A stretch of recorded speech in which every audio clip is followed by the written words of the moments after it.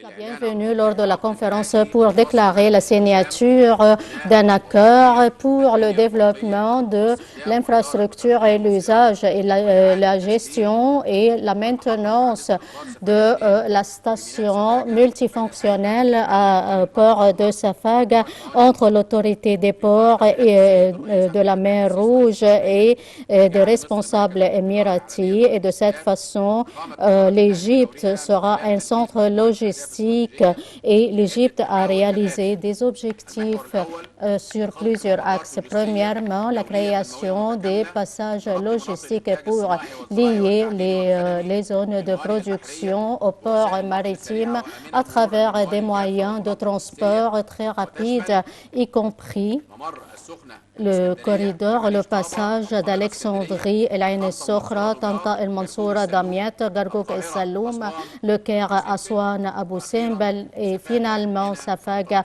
Qena, Abu Tartour. C'est notre thème d'aujourd'hui.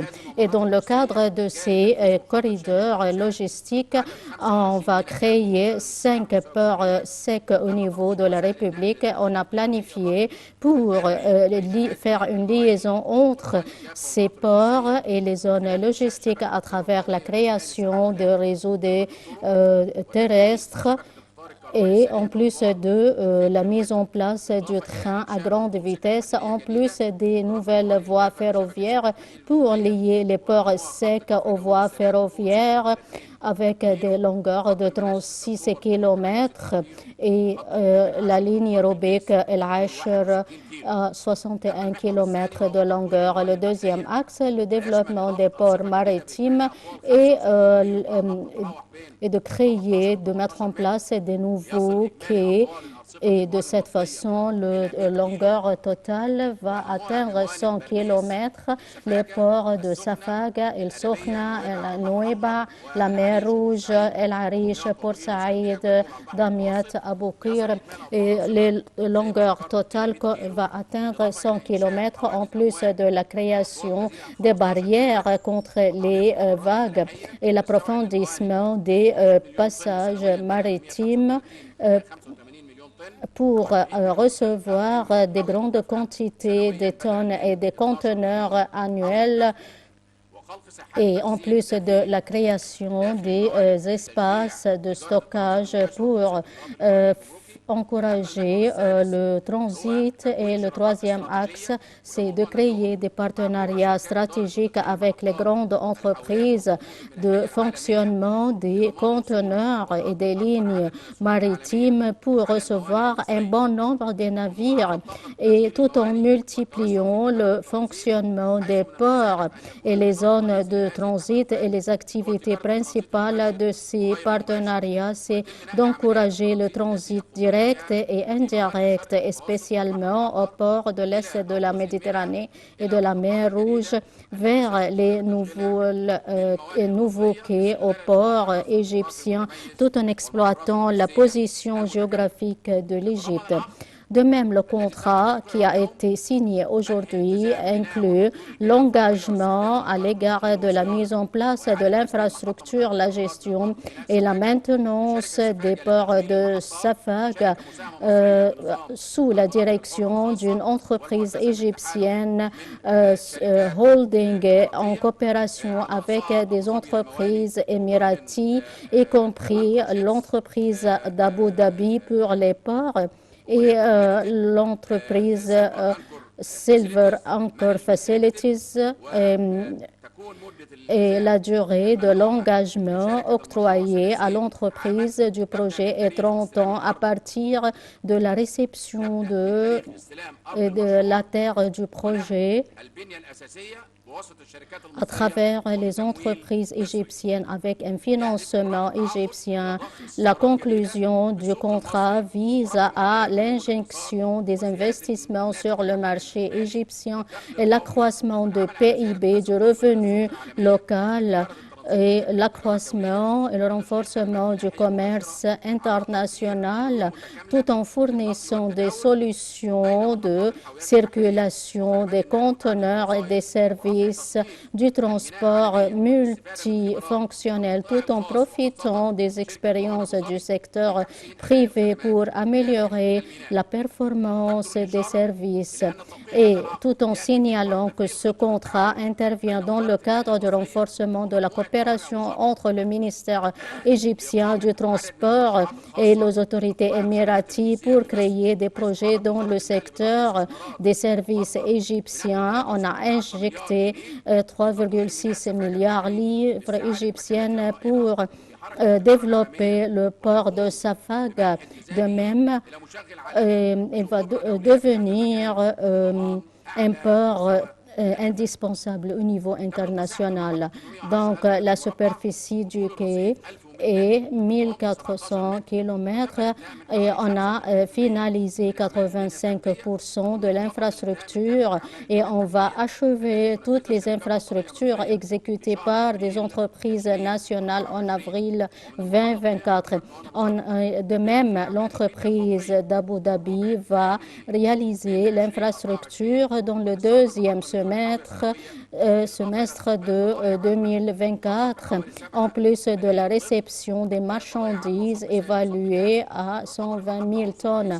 Le quai constitue une centrale et un point essentiel qui va contribuer à toutes les activités métallurgiques dans le triangle d'or, en plus de le renforcement des services d'expo et d'import au sud, en Haute-Égypte, tout en attrayant l'investissement et les industries transformatives.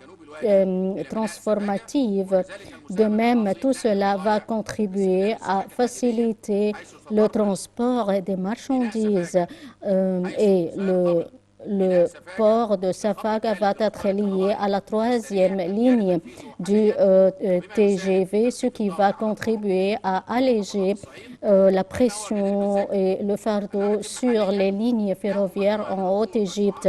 Et on va conclure des projets de coopération entre les entreprises égyptiennes et leurs pairs émiratis pour mettre en fonction les quais de Cruz et en plus de la création des nouveaux quais au port d'El Sokhna, en plus de la coopération continue entre nous et les ports d'Abu Dhabi.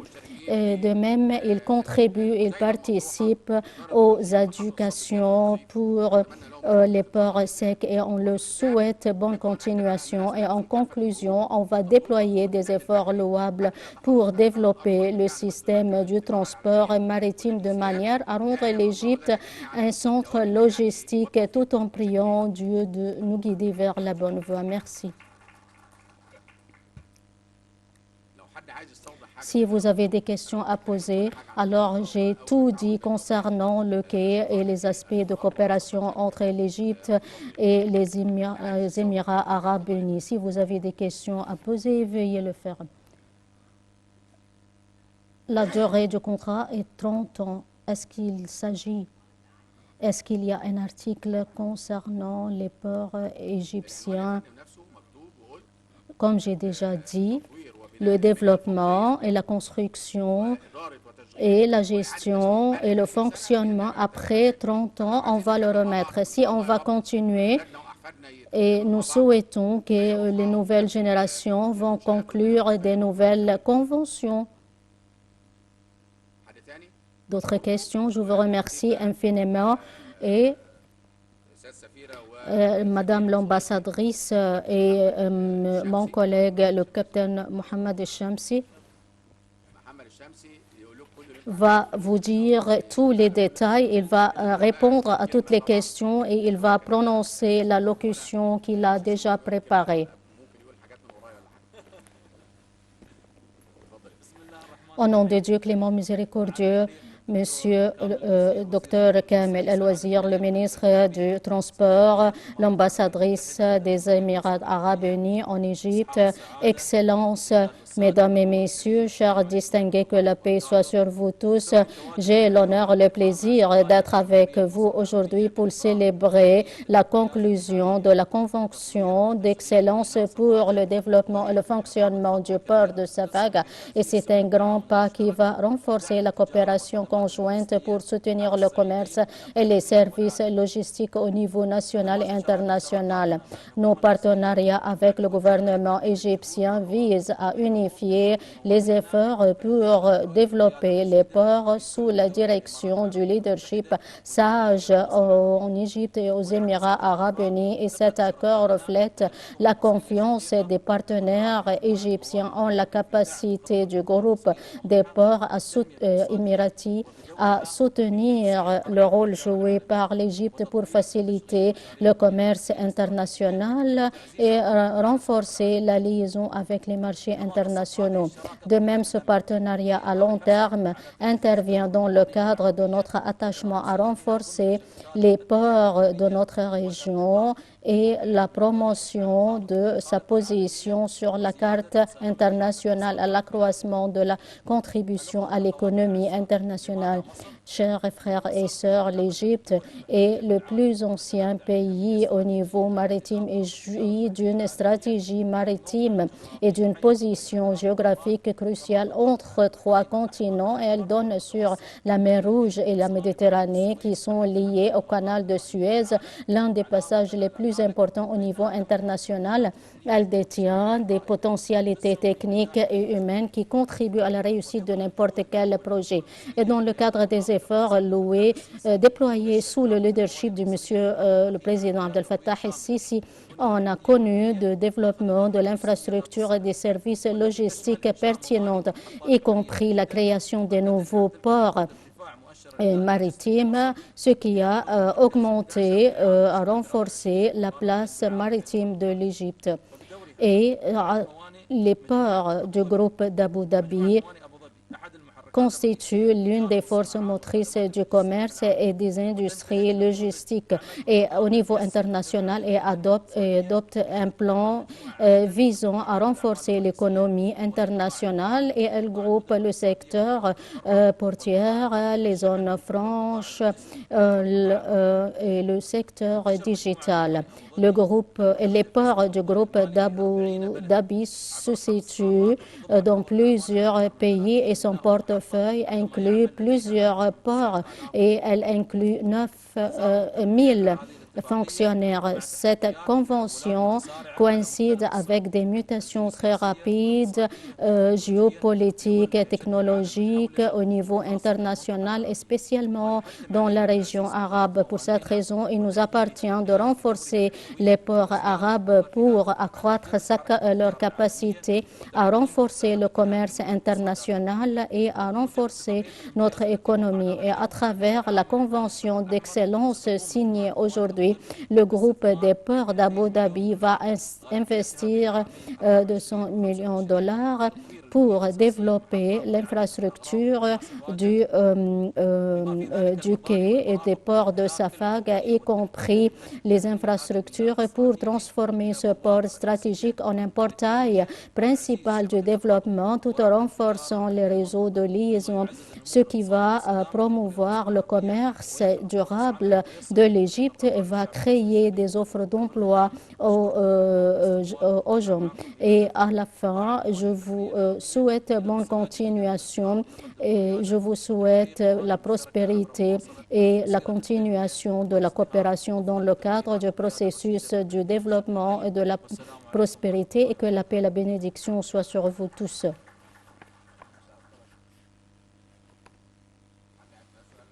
Est-ce que vous avez des questions à poser de Sada al-Balad?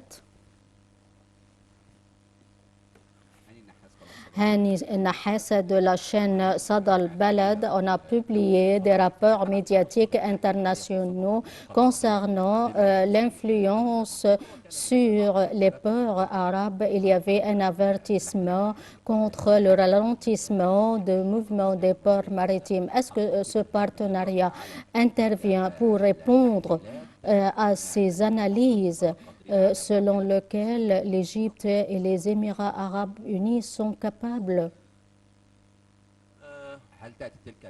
Est-ce que cet accord stratégique entre l'Égypte et les Émirats arabes unis répond aux analyses selon lesquelles les deux pays sont incapables de relever les défis? Dans le cadre de la crise actuelle, la force de l'infrastructure égyptienne s'est manifestée, de même l'importance de l'Égypte en tant que centre maritime international, et spécialement que l'Égypte est le seul pays qui lie entre la Méditerranée et la mer Rouge.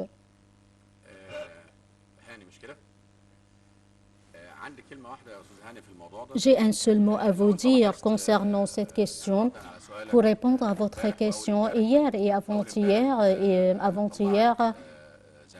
ma collègue, la ministre du Transport jordanien, a publié un communiqué et j'ai fait un communiqué hier.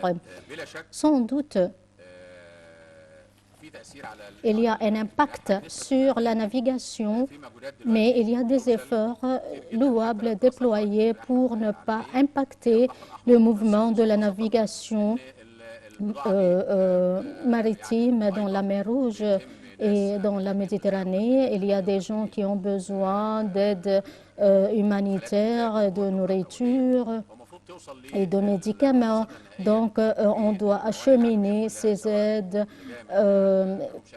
et spécialement les aides qui proviennent de l'Est de l'Europe ou de bassin de la Méditerranée. Pour cette raison, on doit avoir des moyens alternatifs et non pas des passages alternatifs au canal de Suez, parce qu'il n'y aura pas d'autres passages maritimes qui sera alternatif au canal de Suez. Il n'y aura aucun autre passage maritime ou terrestre qui va remplacer le canal de Suez, parce que, comme j'ai déjà dit, un seul navire peut transporter 24 000 conteneurs. Le train transporte 200 conteneurs. Donc c'est un on ne peut pas vivre sans le canal de Suez, mais nous pouvons créer des passages secondaires comme le passage que nous avons déjà déclaré en Égypte et en Jordanie, et nos frères arabes vont adhérer à ce passage, à savoir un passage où la ligne du commerce arabe qui commence de l'Irak, de la Jordanie et de l'Égypte et qui va lier le port de Faou en Irak jusqu'à le port de l'Aqaba en Jordanie, via l'Irak et la Jordanie. Il y a une entreprise arabe intitulée le pont arabe de la navigation qui travaille depuis 20 ans entre le Aqaba en Jordanie et Nouéba. Et de même, il y aura un autre port qui va être créé à El Aqaba pour lier le Aqaba et Taba, en plus des voies ferroviaires entre le Taba et l'Arish.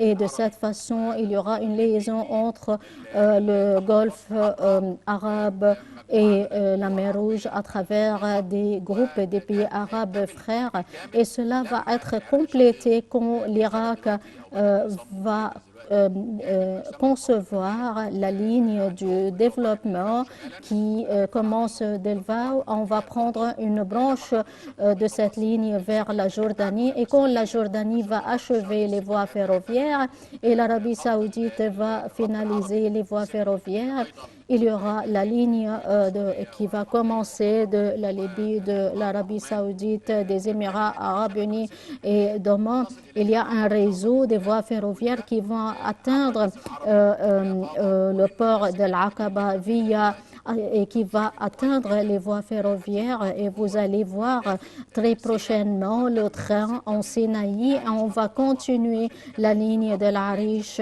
et de Taba pour lier le Golfe arabe et à l'extrême est et la Méditerranée. Est-ce que cela va remplacer le canal de Suez? Non, c'est un passage secondaire. Donc, s'il y a, il y a des aides humanitaires d'urgence, on peut le faire passer à travers ces moyens alternatifs. Maintenant, les ports égyptiens exportent les produits jordaniens à travers le port de l'Est de Port Saïd. Il y a un développement du port de l'Arish et on va accueillir toutes les aides humanitaires qui vont être envoyées vers nos frères palestiniens. De même, donc, je crois que c'est ma réponse à la question que vous avez déjà posée et on va entrer en détail. Et il y a une coopération actuelle entre les pays arabes pour réaliser ces plans des voies ferroviaires. Merci. Merci. Merci pour tous les responsables émiratis. Donc, on va continuer. Restez à vos places. Merci.